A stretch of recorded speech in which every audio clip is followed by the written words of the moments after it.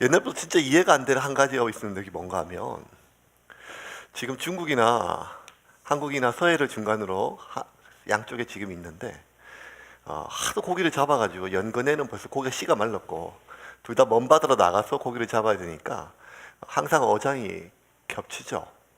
그러면 그 공해상에 서해에 물고기 있는데 또 이렇게 한정돼 있습니다. 한정돼 있으니까 이 한국 배와 중국 배가 뒤엉켜 가지고 고기를 잡아요.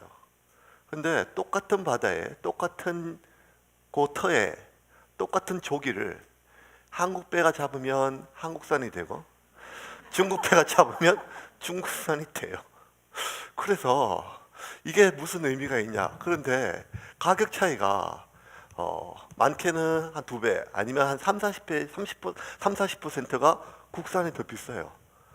그래서 저는 서해에서도 낚시를 많이 해봤거든요.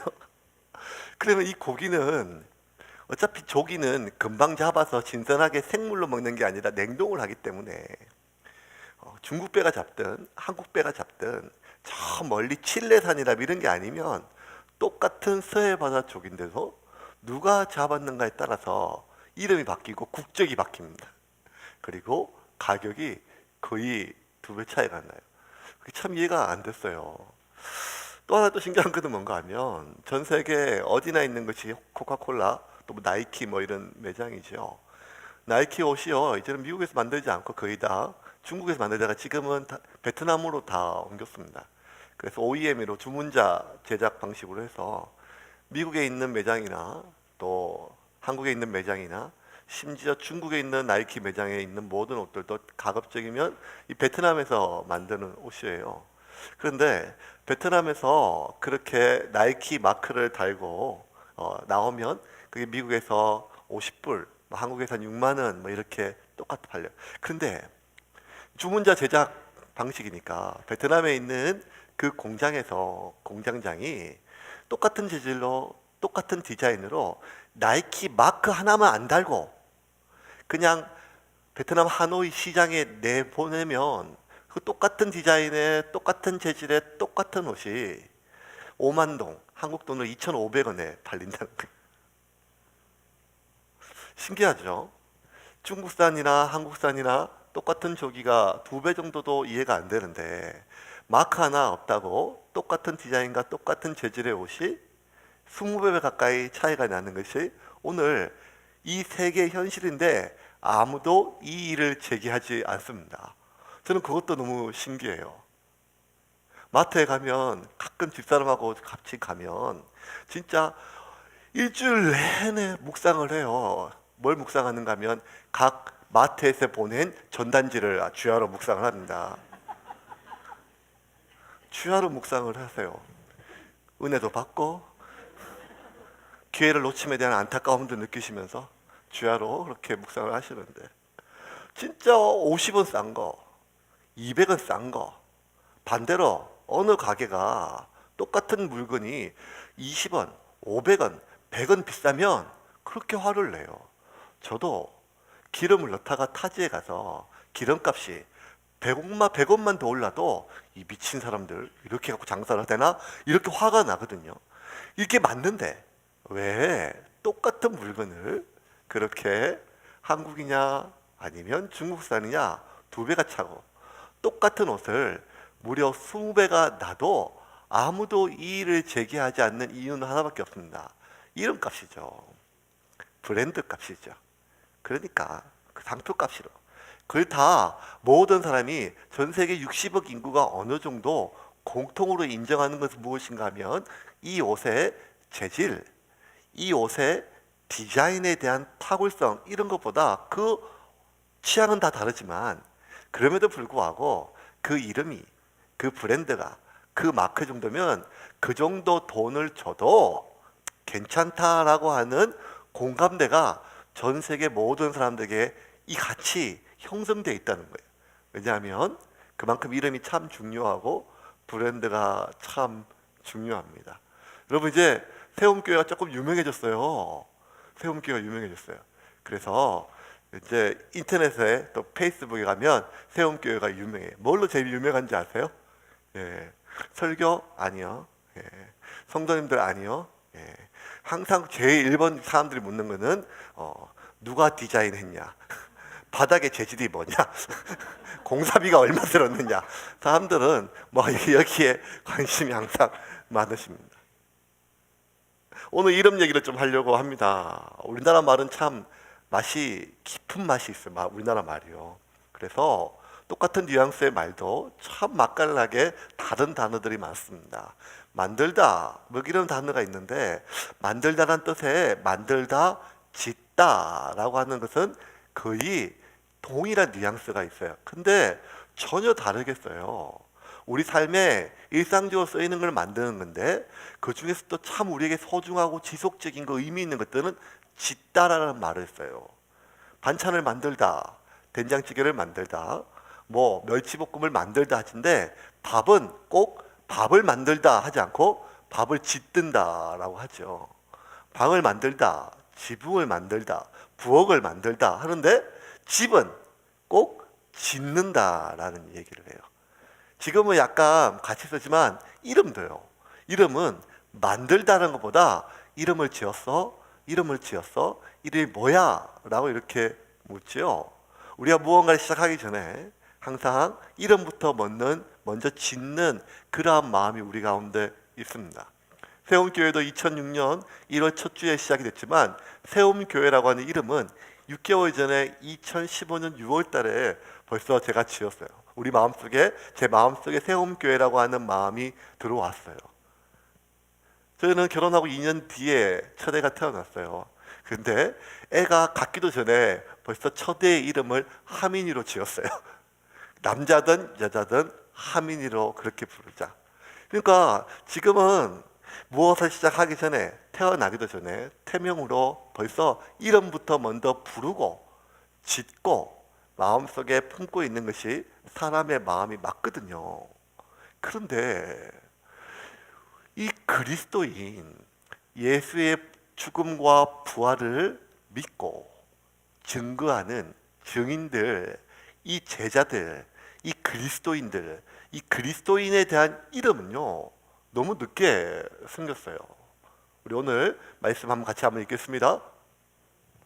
25절입니다. 26절입니다. 같이 읽겠습니다. 시작. 만남에 안디옥에 데리고 와서 둘이 교회에 1년간 모여 있어 큰 무리를 가르쳤고, 제자들이 안디옥에서 비로소 그리스도인이라 일컬음을 받게 되었더라. 누가 만났어요? 바나바가 다소에 가서 바울을 만났어요.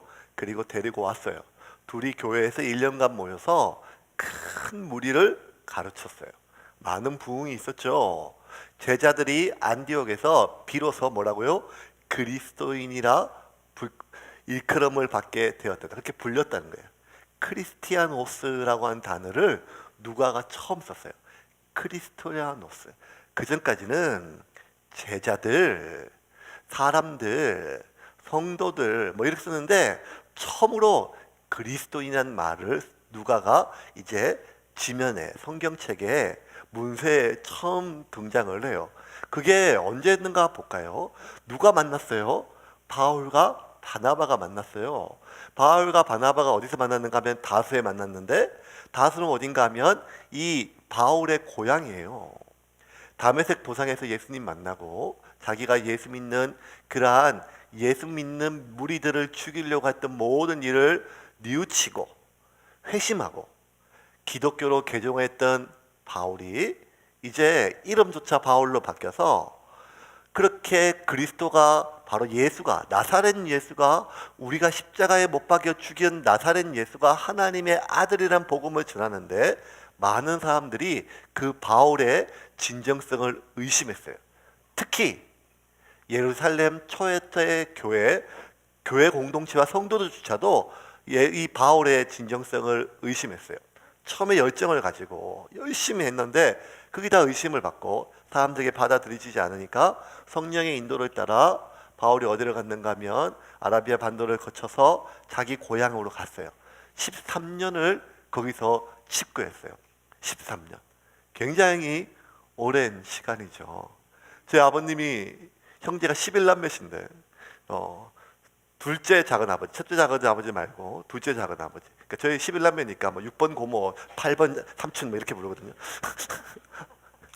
3번 삼촌 나이도 많으시니까 지금 이제 거의 뭐 80 가까이 되시는데 작은 아버지. 저희 집안 잘 나가셔가지고 일찍 서울로 가셔서 옷 만드는 공장을 하셔가지고 사업이 크게 번성하셨어요. 그래서 자기 위에 형님도, 저희 아버님 중간 사이에 있던 형님도 불러서 회사를 차리고 공장을 하고, 회사가 날로 부흥하다가 부도를 맞았어요. 부도를 맞고 다 낙향했어요. 혼자만 도망갔죠. 야반도주 해가지고. 그래서 시골로 내려와서 어디 이제 그 야산에 거기 계셨어요. 거기서 이제 성경을 읽고 예수를 믿고 뭐 어쨌든 그런 게 있었는데, 그때 작은 아버지의 기억이 나요. 제가 어릴 때 한 5살, 6살 이럴 때인데 성경책을 읽고 저희 집에 오셔가지고 신약만 읽었는데 구약이 있냐고 물어봐요. 구약이 저희 집에 있겠습니까? 저희 집에 약은 종로원밖에 없는데요. 예수 믿는 사람 아무도 없는데 무슨 구약 신약 그때 뭐가 있겠습니까? 종로한 줄까요? 그러다가 그 필요 없다 얘기해가지고 그냥 올라가셨었는데, 어쨌든 그렇게 예수를 믿었어요. 그래가지고 산에 이제 형제들이 염소 한 2마리를 줬어요. 이걸로 시간을 보내라고. 시간을 때워서 나중에 이제 다 재기해서 다시 올라가가지고 아직 젊고 능력이 많으니까 젊은 사람이 이렇게 살면 되겠냐. 그렇게 해서 시간 때우라고 염소 2마리를 사주셨는데, 그 염소 2마리가 2년 만에 50마리. 몇 년 지나니까 100마리. 3년 차에 빚쟁이들이 와서 다시 1마리.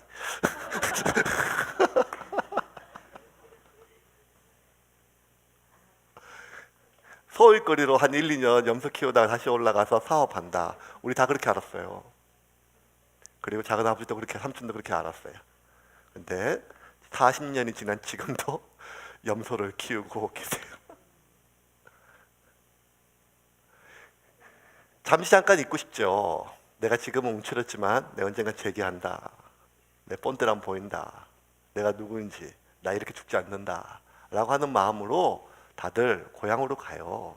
그런데 그 시간이 6개월, 1년, 10년 이렇게 지나다 보면 참 이제 내가 누구였는지도 까먹을 시기가 오지요.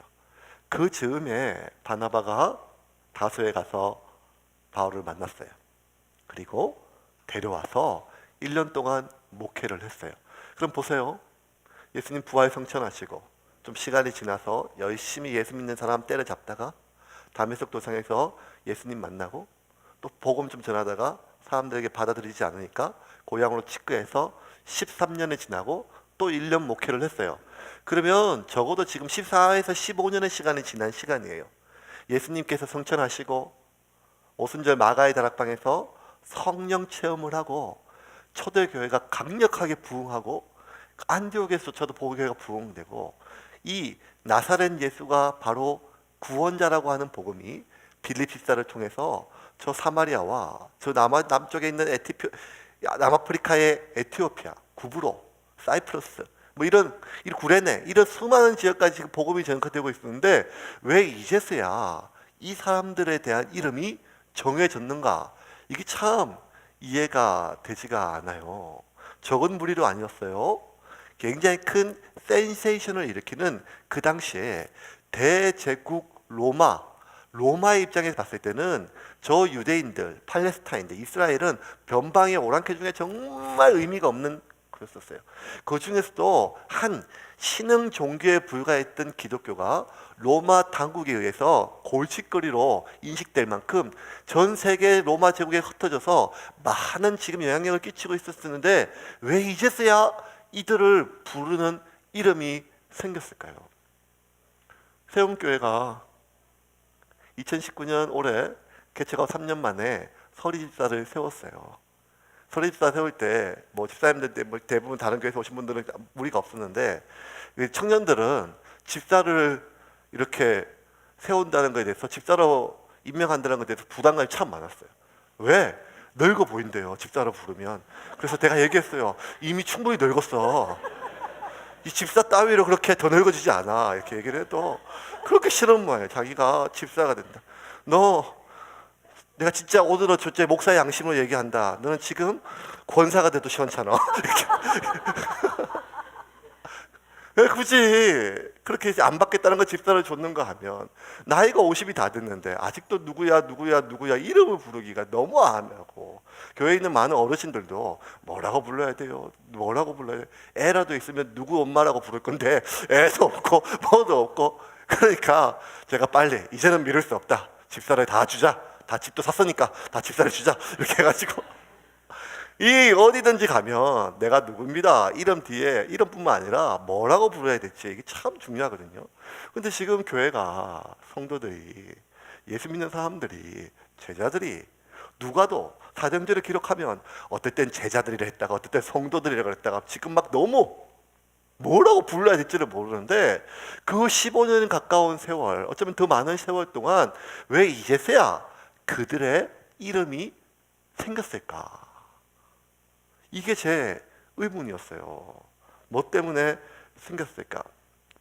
크리스티아노스라고 하는 말은 그 당시에, 그리고 그로부터 2000년 동안 두 가지 의미가 있어요. 그리스도인, 첫 번째는요, 공교롭게도 그것은 모욕의 의미였어요. 예수쟁이들, 무식한 것들, 이상한 것들, 이방 사교, 지들끼리 모여서 주의 뭐 누구의 사유가 피를 먹는다고 하는데 인육을 먹는 것 같기도 하고, 뭐 이런 얘기들이 막 돌 정도로 굉장히 위험하고 무식하고, 그리고 특정한 아주 광신도처럼 여겨지는 모욕하는 그런 말로 크리스티아누스라고 불렸어요. 또 하나, 두 번째 의미는 무엇인가 하면 반대로 그럼에도 불구하고 참 일관성이 있고 자신이 믿는 대로 그렇게 살아가고 자기들이 말한 대로 그렇게 살아가고 예수를 닮은 사람들, 예수를 쫓는 사람들, 예수 같은 사람들이란 의미로 크리스티아누스란 말이 사람들에게 그렇게 유통되고 소비가 되었습니다. 그러면 오늘 누가가 처음으로 자신의 책에 기록되어 있는 그 크리스티아누스는 두 번째 의미죠. 안디옥에 있는 많은 성도들이 그렇게 열심히 복음을 전하고 말씀을 살아가니까 이 대제국 로마의 세 번째 도시 안디옥에 있는 50만 명의 대부분의 헬라 사람들이 그들을 보고 크리스티아누스, 뭘 믿는지는 모르겠는데 그들이 말하는 것과 삶이 일치하고 예수를 닮고 예수를 쫓고 그리고 심지어 예수를 위해 죽는 사람들에 대한 존중과 인정에 대한 말이에요. 그렇다고 뭐 예수 믿는 사람들 좋아하지는 않았지만 그들을 무시하거나 무시하지 않았고 그들을 인정하고 존중해주는 말로 크리스티아누스가 그렇게 사용이 됐습니다. 그런데 왜 프로스폰이 크리스티아누스란 말이 그들에게 이렇게 오랜 시간이 걸렸을까? 우리 26절을 다시 한번 볼까요? 26절을 다시 한번 볼까요? 다시 한번 읽겠습니다. 시작! 만남에 안디옥에 데리고 와서 둘이 교회에 1년간 모여 있어 큰 무리를 가르쳤고 제자들이 안디옥에서 비로소 그리스도인이라 일컬음을 받게 되었더라. 네, 비로소라고 하는 단어가 참 중요해요. 비로소. 프로스폰이라고 하는 단어인데 이거는 처음으로 뭐 이런 뜻이에요. 처음으로. 처음으로 불렸다는 거예요. 이 말이. 저 이게 참 이해가 안 됐어요. 왜냐하면 사람들에게 그렇게 불리다가 비로소 안디옥에서 널리 퍼졌더라 하면 어느 정도 이해가 되는데 왜 안디옥에서 무려 15년 이상이 걸린 뒤에 비로소 처음으로 그들이 불렸을까? 뭐 때문일까? 짧은 시간이 아니거든요. 더군다나 그렇게 불린 사람들이 누군가 하면 안디옥에서 데리고 와서 둘이 교회를 1년간 모여 큰 무리를 가르쳤고 제자들이 안디옥에서 비로소 그리스도인이라. 크리스티아누스라고 불린 사람들이 누군가 하면 제자들이란 말이에요. 예수한테 몰려들던 무리가 아니에요. 떡 얻어먹고 물고기 얻어먹고 병원 고치고 신기한 기적 보려고 모여들었다가 예수님이 어려움 당하자 다 도망갔고 자신들의 이익과 자신들의 욕망과 상충되자 다 도망갔던 그런 무리들이 아니라 예수대로 살다가 예수님 말씀대로 살다가 말씀대로 죽고 고문당하고 복음 전하고 자신의 모든 재산과 소유를 다 팔고 자신의 모든 것들을 내어드리는 그런 제자들이란 말이에요. 이런 사람들이라면 냄새가 진하잖아요. 냄새가 향이 바나바에게 났던 향보다 동일한 향이 예수의 향이 얼마나 짙게 배어 나오는 사람들이에요. 그런데 그 정도 사람들은 빨리 그들에 대해서 이름을 짓거든요. 저는 지금도 기억나요. 그냥 사회에서, 신문에서, 인터넷에서 빨리 이름들이 막 생겨요. 제 어릴 때 제일 옛날 기억은 뭔가 하면 뭐 오렌지족, 뭐 미시족, 그요. 그다음에 뭐 루저, 스카이 출신들, 뭐 지금은요 뭐 학교 다니는 애들을 막 비하하는 말, 급식충, 뭐 이런 말들. 이런 말들은요 금방 1년 만에 6개월 만에 팍팍 생기고 빨리 나거든요. 그런데 왜 이들을 지칭하는 말들이 왜 이렇게 늦게 생겼는가? 또 하나의 의문이 또 하나 있어요. 두 번째 의문은 뭔가 하면, 아니 이름이 불리어지려면 왜 예루살렘 교회가 아니라 안디옥이었는가? 예루살렘 교회도 많은 사람들이 예수 말씀대로 살다가 그렇게 핍박당하고 고난당하고, 오히려 안디옥에서보다 더 많은 핍박을 당했음에도 불구하고 유대교인들에게 핍박을 당했음에도 불구하고 그렇게 성령 충만해서 같이 살았던 사람이거든요. 그들도 많은 백성들에게 칭송을 받던 사람들이에요. 2장 24절부터 42절 47절까지 한번 볼까요? 같이 읽겠습니다. 시작. 그들이 사도의 가르침을 받아 서로 교제하고 떡을 떼며 오로지 기도하기를 힘쓰니라. 사람마다 두려워하는데 사도들도 말미암아 기사와 표적이 많이 나타나니 믿는 사람이 다 함께 있어 모든 물건을 서로 통용하고 또 재산과 소유를 팔아 각 사람의 필요를 따라 나눠주며 날마다 마음을 같이하여 성전에 모이기를 힘쓰고 집에서 떡을 떼며 기쁨과 순전한 마음으로 음식을 먹고 하나님을 찬미하며 또 온 백성에게 칭송을 받으니 주께서 구원받는 사람을 날마다 더하게 하시니라. 자, 온 백성에게 칭송을 받음이, 이런 공동체 시도들은 굉장히 역사적으로 2000년 동안 많았어요. 전 세계적으로. 우리나라도 보니까 이단들도 막 이런 걸 많이 했어요. 여러분 지금도 기억하세요? 신앙촌?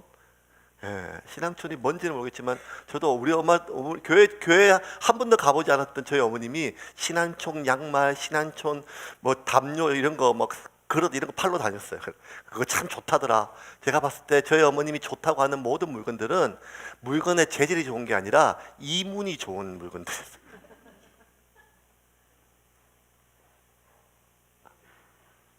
예루살렘 공동체는 잠깐 있다 사라지는 공동체가 아니라 굉장히 오랜 시간 동안 많은 사람들에게 인정받고 칭송받았었어요.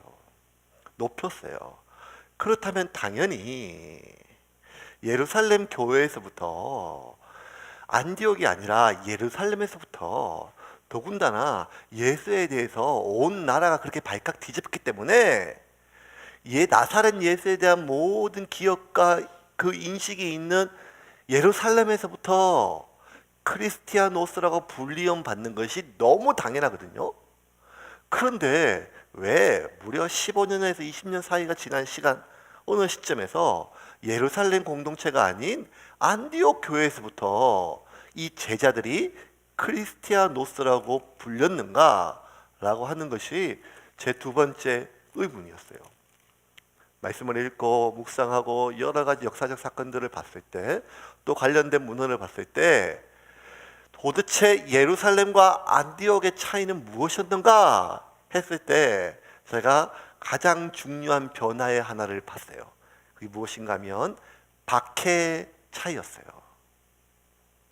예루살렘 교회에도 박해가 있었어요. 근데 그 박해가 심했어요. 바울 같은 사람이 한두 명이었겠어요? 사울 같은 사람이? 그런데 그 박해는 유대교로부터의 박해예요?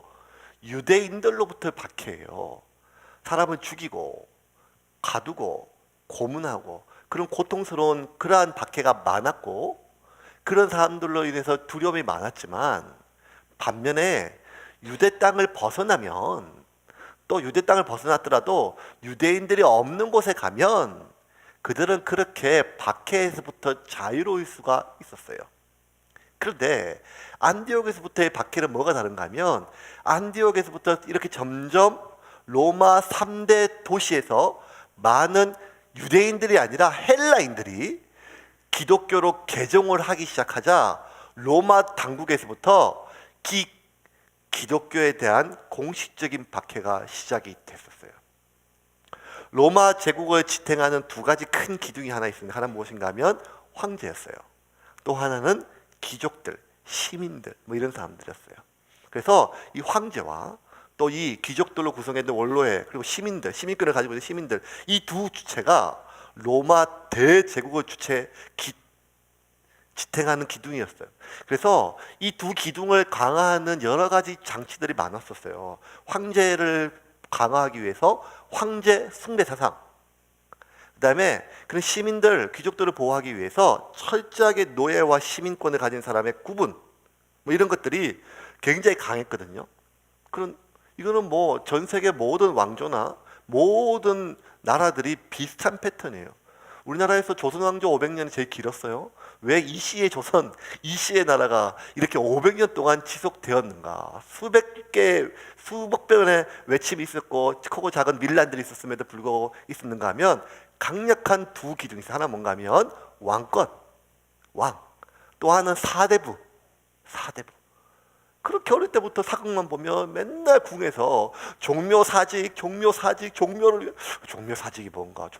뭔가 나중에 알아보니까 서울에 종묘가 있는데 이 왕들과 역대 왕들과 왕비들의 위패가 모신 것이 종묘더라고요. 사직이 뭔가 하면 이 임금이 제사를 지내는데 그 당시에 곡식의 신, 토지의 신을 사와 지게라는 거예요. 사직단이 있어요. 사직단은 토지의 신과 곡식의 신에게 제사를 지내는 거예요. 종묘와 종묘 사직을 굳건하게 하옵소서 뭐 이런 말들은 무엇인가 하면 둘 다 왕권 강화예요.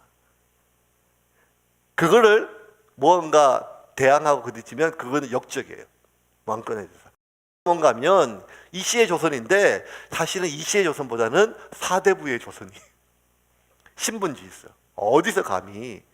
어디서 천것들이 그렇게 신분질서를 어지럽히냐. 그래서 역적에 대해서 벌이 3족을 내렸고 신분질서를 천륜을 저버리는 그러한 것들에 대해서 엄청난 벌들이 참 많았었어요.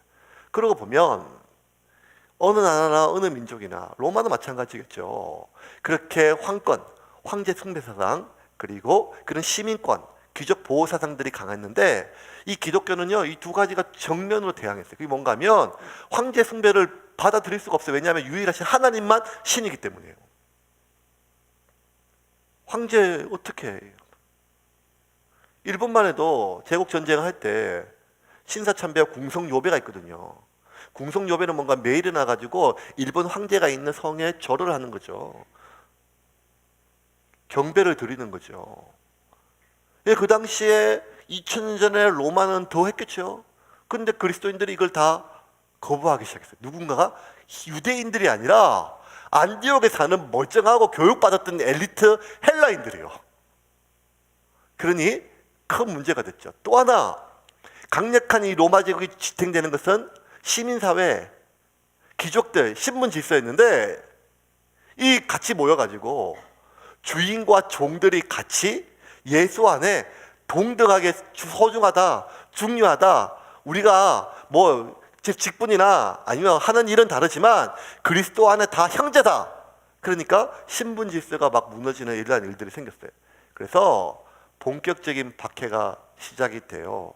우리가 다음 주에 살펴볼 말씀인데 28절에 보면 글라우디오라고 하는 한 황제 이름이 나와요. 같이 한번 읽겠습니다. 시작. 그 중에 아가보라 하는 한 사람이 일어나 성령으로 말하되 천하에 큰 흉년이 들리라 하더니 글라우디오 때에 그렇게 되니라. 글라우디오 황제가 이제 안디옥 시기에 로마 제국의 황제였었는데 이 로마 제국의 황제 숭배 사상의 대표적인 인물이 글라우디오예요. 이때예요. 그래서 이때부터 박해가 시작이 되고 이 글라우디오를 또 누군가가 독살해서 죽여요. 그게 누군가면 네로 황제예요. 그리고 그 이후부터 250년간 콘스탄틴 황제의 기독교 국교와의 칙령이 있기 전까지 250년을 기독교 2000년사 가운데 가장 고통스러웠던 대박해의 시기라고 해요. 그러면 안디옥에서 뭐가 달라졌는가 하면 이전까지는 그 모든 박해는 유대인들에게, 유대교인들에게, 유대 땅과 유대교인들로부터의 박해였지만 안디옥에서부터의 모든 박해는 이제는 로마 제국의 당국에 의한 박해가 시작이 되었어요. 그러므로 전 세계가 다 로마 제국 아래 있기 때문에 어디를 가도 누구한테든지 모든 사람한테 박해를 받는 그러한 종교가 기독교가 되었어요. 그랬는데 안디옥 사람들이 봤을 때 너무 이해가 안 되는 거예요. 아니, 저 종교가 무엇인가인데 왜 저렇게 로마 당국에 의해서 잡히고 고문당하고 산채로 맹수한테 찢기고 불에 타 죽고 목이 잘리고 자기만 그런 것이 아니라 자기 자식까지 그런 고통에 처해 있음에도 불구하고 그들이 마지막 순간까지 그들이 신앙을, 그리스도를 포기하지 못하는 그들의 모습 속에 신기하게 여겼어요. 그 이전까지만 해도 저것들 뭐야, 저 무식한 것들, 별난 것들 그랬는데 마지막 죽음의 순간까지도 그들이 그리스도를 포기하지 않는 그 모습 속에 그들이 무언가 저항할 수 없는 강력한 인상이 그 안디옥에 있는 수많은 헬라인들에게 각인되기 시작을 했어요. 안디옥에는요, 지금도 당시에 교회들이 남아있는데 큰 무리가 모였다고 해서 지금처럼 우리가 이렇게 있는 게 아니라 대다수가 한 10평 정도, 40명씩 50명씩 모이는 그런 암혈교회, 동굴로 교회를 만들어가지고 그렇게 박해 시대에 견뎠던 교회가 지금도 남아있대요. 저는 그 터키를 안 가봐서 잘 몰라요. 예. 또 그래서 그걸 제가 지금은 이재철 목사님이 또 가보셔서 사정제 속으로라고 하는 그 책에 나와 있는 말씀을 제가 그대로 인용을 할게요. 또 이렇다고 또 김유기 전 목사는 뭐 천국도 안 가보고 천국을 얘기하면서 안디옥에 안 갔다고 이렇게 하지 말고 좀 더 사실적인 얘기로 당시에 안디옥 교회의 상황이 어땠는지 우리 이재철 목사님의 제가 책을 그대로 좀 인용을 할게요. 안디옥에는 현재에도 당시의 안디옥 교인들의 신앙생활을 짐작할 수 있는 암혈교회가 남아있다. 지금도 안디옥 교회 가면 암굴교회가 잘 보존되어 있습니다. 그 옛날 대박해 시에 안디옥의 그리스도인들이 숨어서 예배드리던 바위 동굴 예배당입니다. 안디옥 시가지가 한눈에 내려다 보이는 산 중턱의 동굴 속에 10평이 채 못 되어 보이는 크기의 예배실이 있고 정면 제단 옆에는 좁은 통로가 나 있습니다. 그 통로 속으로 들어가면 한 사람이 겨우 빠져나갈 수 있는 좁은 터널이 산 위쪽을 향해 뚫려 있습니다. 로마 제국의 박해자들이 덮칠 경우에 대비하여 그곳에서 예배를 드리던 그리스도인들이 뚫어놓은 비상 터널입니다. 그 옛날 안디옥의 그리스도인들이 생명을 걸고 예배 드렸음을 웅변하고 있습니다. 약속된 시간이 되면 안디옥의 그리스도인들이 비밀리의 산 중턱의 암굴교회에 모입니다. 예배가 시작됨과 동시에 교인 한 명이 동굴 입구에서 파수를 봅니다. 산 아래쪽에서 박해자들이 모습이 나타나면 파수꾼은 즉각 동굴 속에 그리스도인들에게 알리고 예배드리던 그리스도인들은 동굴 입구를 바위로 막은 뒤에 자기 차례를 기다리며 한 사람씩 제단 옆 비상 터널을 통해 산 위로 피신합니다. 만약 시간이 지체되어 피신에 실패하면 적석에서 붙잡혀 화형을 당하거나 맹수의 밥이 되어야만 했습니다. 그들은 매번 목숨을 걸지 않고서는 예배를 드릴 수가 없었습니다. 그러나 목숨을 버릴지언정 그리스도인이기를 포기하지 않았습니다. 한 번의 예배, 그 한 번의 예배를 목숨을 걸지 않고서는 예배를 못 드렸대요. 동굴 입구를 막고 큰 장정들이 동굴 문을 밀고 들어오면 한 명씩 도망가야 되는데 차라리 애들부터 여자부터 도망 보내고 뒤에 남겨진 사람들은 잡혀서 그렇게 죽임을 당했대요. 그런데 마지막 순간까지 그들은 한 가지예요. 지금도 순교의 자리에서 수많은 이교도들이 순교자들에게 요구하는 것은 예수를 부인하라는 거예요. 그런데 그들은 죽을지언정 예수를, 그리스도를 포기하지 않았다는 거예요. 저는 이 마지막 구절에서 뭔가 깊은 감당할 수 없는 그런 소름이 좀 들어왔어요. 그들은 목숨을 버릴지언정 그리스도인이를 포기하지 않았습니다. 오늘 얼마나 많은 그리스도인들이 심지어 목회자들이 상황에 따라서 자신의 목회자의 정체성을 포기하는지가 눈에 보이지 않습니까? 얼마나 많은 성도들이, 집사가, 권사가, 장로가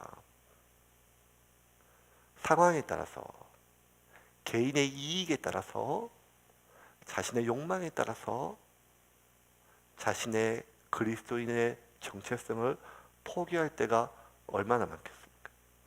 그런데 마지막 순간까지 목숨을 버릴지언정 그리스도인임을 포기하지 않았던 그들의 삶을, 그들을 좋아할 수는 없었지만 그들을 무시하거나 그들을 모욕할 수는, 당시에 안디옥에 있는 시민들은 그렇게 할 수는 없었어요.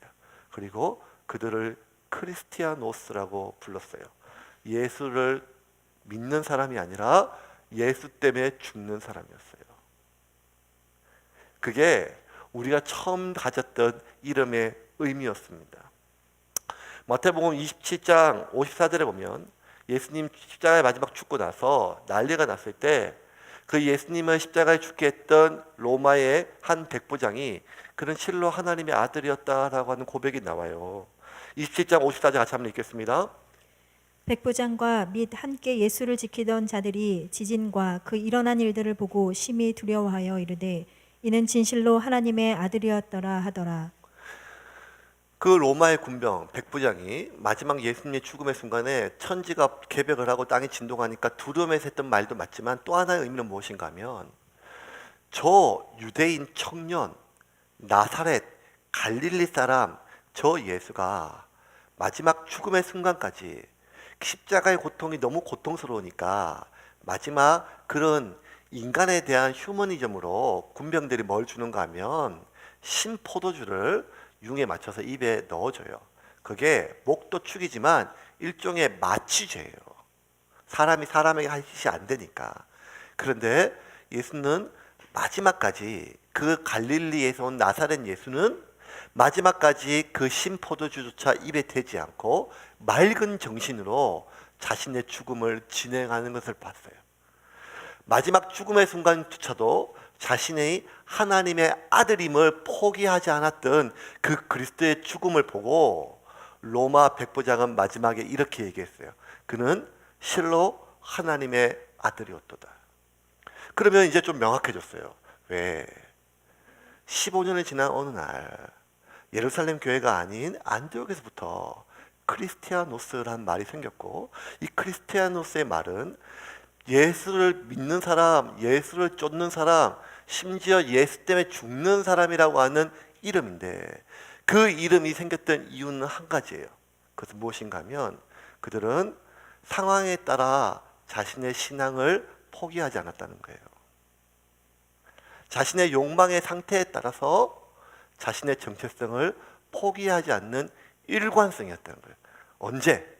예배 드릴 때나 죽음 앞에서나, 그들이 평안할 때나 불안과 공포에 떨었을 때나 그들은 그리스도인의 정체성을 포기하지 않는 일관성이라는 거예요.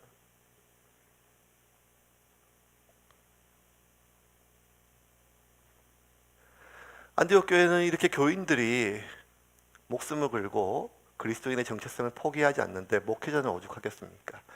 일대 목회자 바나바는 자신의 고향 구브로에서 고향 사람들이 보는 앞에서 그렇게 잔인하게 죽임을 당했습니다.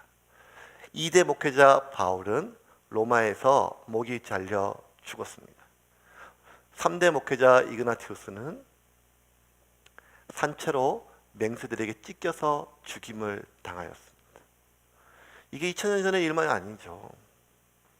20년 전에 이란의 한 교회가 전 세계 모든 그리스도인들에게 기도 요청을 하였습니다. 그것은 이란의 회교혁명이 일어나고 공식적인 이슬람 국가가 되고 박해들이 있었지만 해외에 있는 외신들과 그러한 외교적인 문제로 공식적으로 박해는 못했어요. 하지만 얼마나 많은 이슬람 바울들이, 청년 바울들이 이슬람에서 기독교로 개정하는 그리스도인들을 그냥 두지 못하고 죽이려 했을지는 상상이 가지 않았습니까? 이란의 수도 테헤란에 이 교회는 2년 사이에 목회자가 6명이 순교를 당하고 7번째 목회자가 목회를 하고 있는 장면이었습니다. 그리고 한 그리스도인이 예배자들의 사진은 찍지를 못하고 그곳에 이란의 한복판에 있는 무려 2년 사이에 6명의 목회자가, 그러므로 이 교회의 담임 목사에 부임하는 것은 자기가 다음 차례 사형 선고를 받고 부임하는 것과 똑같은. 그리고 이 박해의 시기가 있은 후에 2,000명이었던 이란의 그리스도인들은 지난 22년 동안 전 세계 가장 부흥한 지하교회에서 22만 명의 그리스도인들이 지금도 순교를 담당하고 목숨을 걸고 한 번의 예배를 위해서 목숨을 걸고 그렇게 살아가고 있습니다. 이런 설교 준비를 계속 하고 있는 주중에 금요일 날 김동호 목사님 페이스북을 가끔 보는데, 금요일 날 김동호 목사님 페이스북에 이런 글이 하나 올라왔어요. 그게 뭔가 하면 이름, 브랜드라고 하는 제목으로 하나. 그래서 제가 이번 주 설교 제목이 이러면서 뭐지? 브랜드 뭐지? 그 읽어봤는데 내용이 이런 거예요. 제가 그대로 읽을게요. 우리 교회를 출석하든 교인으로 출석하든 다른 교단 목사가 메일을 보내왔다. 담임 목사 자리가 났는데 조건이 은퇴하는 목사의 퇴직금을 대신 내주고 들어가는 것이라고 했다. 그게 2억 원이었다. 사는 집을 내놓고 팔리기를 기다리고 있다고 했다. 그런데 은퇴하는 목사가 이런 저런 조건을 조금씩 더 제시한단다. 은퇴 후 3년 동안 매달 100만 원씩을 달라. 새로 산 자동차 월부금을 내달라. 협동 목회를 하자. 그 교회는 출석 교인이 30명 정도 되는 교회였다. 출석 교인이 200~300명만 되면 이 정도의 조건으로 보통 끝나지 않는다. 이런 이야기를 이렇게 하면 아주 신기한 이야기로 들으실지는 모른다. 그런데 참으로 부끄럽게도 그리고 속상하게도 이런 이야기는 요즘 우리 한국 교회 안에서 일어나는 신기한 일이 아니다. 터무니없는 일이 아니다. 터무니없는 일인데 터무니없는 일이 아닌 게 되었다. 그만큼 일반화되었다는 것이다. 그만큼 한국 교회가 타락하였다는 것이다. 나에게 의견을 묻기에 이런 지하에 가지 말라고 하였다. 다행히 그 목사가 금방 마음을 접었다. 다행스러운 일이었다. 그래도 씁쓸한 마음은 가시지 않는다. 어떤 교회나 이런 거 상황에 대해서 비판할 마음이 아니에요. 이거는 제 이야기고 우리 이야기고 우리 모두의 이야기입니다. 목회자들이 이러할진데 성도들은 오죽하겠습니까? 교회가 이러할진데 우리의 삶은 오죽하겠습니까? 오늘날 우리의 이름이 기독교가 아니라 개독교가 된 것은 어쩌면 당연한 결과가 아니겠습니까? 오늘 한국교회는, 한국교회 성도들은 박해와 싸우며 신앙을 지키는 것이 아니라 타락과 싸우며 신앙을 지켜야 될 상황이 되었습니다. 어떤 사람은 이미 한국교회는 박해의 시대는 지났다고 얘기를 합니다. 그런데 여러분, 중력을 거슬러 본 사람만 중력을 느끼는 것처럼 계단을 오르고 산을 오르고 사다리를 올라간 사람만 이 무거운 몸에 대한 중압감을 느끼는 것처럼 편안히 세상이 흘러가는 대로, 사람들이 흘러가는 대로 그 조류에 휩싸여 사는 사람은 그 어떤 박해와 저항감과 이물감이 느껴지겠습니까? 기독교 2000년사 가운데 그 어느 시기에 그리스도인들의 고난과 아픔이 없었던 시기가 있었겠습니까? 그런데도 불구하고 이미 한국교회는 박해의 시대가 지났다고 얘기한다는 것은, 그것은 박해의 시대가 지났기 때문이 아니라 많은 목회자들이, 많은 교회가, 많은 성도들이 그리스도인의 정체성을 포기하고 자신의 이익과 자신의 욕망과 상충하는 순간과 상황이 되면 언제든지 그 모든 것들을 내려놓았을 때 참 편안하게 예배 드릴 수 있는 것이 아니겠습니까? 오늘날 우리가 신앙을 지키는 일에 내 개인적인 게으름 말고 내가 어디까지 헌신할 것인가, 내가 어디까지 희생할 것인가 라고 하는 내 개인적인 내적 말고도 외적인 아무런 저항이 느껴지지 않고 있다면 우리는 아무런 기적이 필요 없는 상황 속에 살고 있고, 어쩌면 나는 이미 세상의 조류와 흐름에 그대로 흘러가고 있는 것이 아니겠습니까? 그리스도인들은 세상을 거꾸로 살아가는 사람이라고 이야기하고 있습니다. 예수님은 누구든지 자기의 목숨을 위하여 살면 죽고 죽고자 하는 자만이 살 수 있다고 말씀을 하였습니다. 하지만 언제부터인가 한국교회 성도들은 죽어서 가는 지옥보다 돈 없이 늙는 노후가 더 두려운 시기가 되었습니다. 주님이 빨리 오시기를 기다리며 땅끝까지 복음 전하는 것이 우리의 존재의 목적임에도 불구하고 돈 없이 아주 오랫동안 죽지 못해 살까봐, 그것이 가장 어쩌면 지옥보다 더 두려운 공포의 시대가 되어 있는 전 세계 유례가 찾아볼 수 없는 신흥 종교로 전락하고 있는지도 모릅니다. 어쩌면 제가 하는 이 모든 말들은 저한테 화살이 되고 저한테 돌이 되어서 언젠가 저 역시 변질되고 저 역시 나태해지고 저 역시 제 이익과 욕구와 욕망에 따라서 제가 했던 말들을 뒤집고 흔들릴 때 저한테 그대로 와야 될 말씀입니다. 하지만 그럼에도 불구하고 우리가 기억해야 될 것은, 우리의 출발은, 우리의 시작은, 우리가 그리스도인은 목숨을 내려놓을지언정 그리스도를 포기하지 않는 사람임을 믿으시기를 바랍니다. 지난 일주일 동안 먹고 사시느라 얼마나 고생하셨습니까? 쉽지 않은 세상입니다. 내 새끼 먹이고 입히고 우리 집 건사하기도 참 힘든 세상에 헌금 내고 피곤하게 교회 와서 예배 드리고 봉사하는 것도 참 어려운 시고 귀한 일입니다. 그런데도 불구하고 오늘 본문은 우리에게 너무 불편한 이야기들을 하고 있습니다.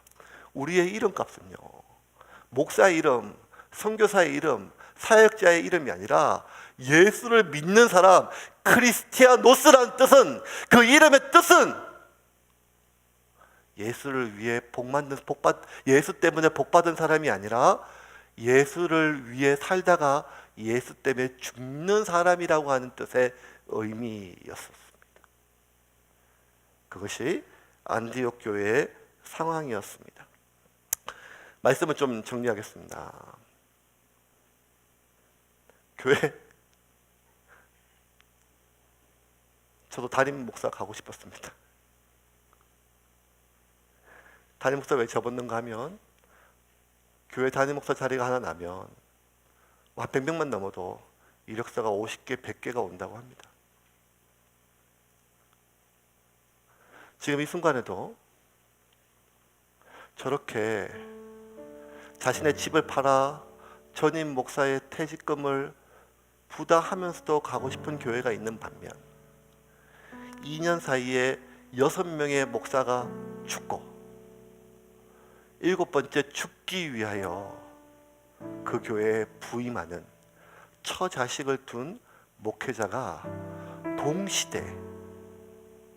동시대에 존재하는 것이 오늘날의 상황입니다. 연우는 자기가 알을 낳아 자신의 생명의 DNA가 다음 세대에 전수되어야 된다는 사명을 가지고 한 달 동안 수천 킬로를 먹지 않고 헤엄쳐서 넓은 바다가 아니라 좁은 강으로 거슬러 수많은 맹수들의 위협을 뚫고 먹지 못하고 지드러미가 다 닳고 배가 따라서 처참하게 걸레가 되어서 마지막 안착지에 알을 낳고 자신의 삶의 신앙의 DNA를 전수하고 생을 마감합니다. 미물인 연호조차도 하나님이 주신 소명을 달성하기 위해서. 그 연호가 소명만 내려놓으면 조류가 흘러가는 대로, 다른 물고기들이 가는 대로, 다른 물고기들이 사는 방법대로 그냥 세상에 있는 모든 물고기들은 조류가 흘러가는 대로, 먹이가 많은 대로 가는 것처럼 우리 역시 소명 하나만 내려놓으면 죽어서 천국도 보장되어 있는 한 그냥 세상 흘러가는 조류에 따라 먹이가 많은 대로 우리의 이익과 우리의 욕망을 따라 살아가면 편하겠지요. 오늘도 복음에서 설교에서 예수 믿고 그렇게 사시라고 설교하면 저도 좋고 여러분도 좋겠지요. 그런데 이름은 내가 지은 대로 불리는 것이 아니라 사람들이 부르는 대로 불리는 것입니다. 우리는 교회라고 이름을 지었지만, 우리는 그리스도인이라고 이름을 지었지만 세상은 개 같은 기독교라고 그렇게 부르고 있는 시기를 우리가 살아가고 있다면 우리는 평안하면 안 됩니다. 적어도 이 시기만큼. 우리는 그냥 안주하면 안 됩니다. 적어도 이 시기만큼. 사랑하는 새홈교회 성도 여러분, 세계사의 우뚝 선 선교의 중심인 교회를 원하는 것이 아니라 그냥 크리스티아노스, 예수를 믿고 예수를 닮고 예수 때문에 죽는, 그리하여 상황에 따라, 이익에 따라, 상태에 따라 그리스도를 포기하지 않는 그런 그리스도인이 되기를 주님의 이름으로 축원합니다.